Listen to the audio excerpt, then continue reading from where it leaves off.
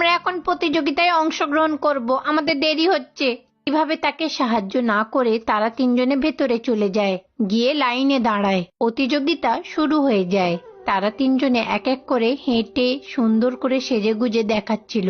মহারাজ তাদের সবাইকে দেখছিল। চিকু কাকের দেরি হয়ে যায়, সে উড়তে উড়তে সেখানে এলো।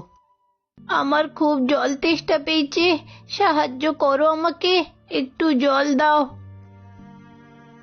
একটু অপেক্ষা করো, আমি তোমার জন্য জল নিয়ে আসছি। এইরকম বলে সে চারিদিকে তাকিয়ে দেখলো একটা কলসি দেখতে পেল।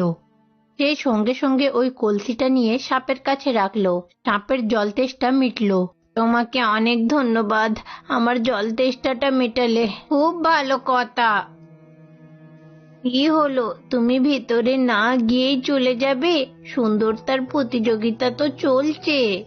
এমনিতেই অনেক দেরি হয়ে গেছে, সুন্দরতার প্রতিযোগিতা শুরু হয়ে গেছে অনেকক্ষণ। এমনিতেই এতে অংশগ্রহণ করার মতো ক্ষমতা আমার নেই, কিন্তু এখানে এসে আপনার তেষ্টা মেটাতে পেরেছি, এটাই অনেক। এতেই আমি অনেক খুশি। আমি যাচ্ছি, আপনি আপনার খেয়াল রাখবেন। না রে মা, তুমি অনেক সুন্দর, তুমি এই প্রতিযোগিতায় অংশগ্রহণ করো, তুমি নিশ্চয়ই জিতবে। আমার কথাটা শোনো। কাক তার কথা শুনে ভেতরে গেল। ততক্ষণে প্রতিযোগিতা কিন্তু শেষ হয়ে গেছিল।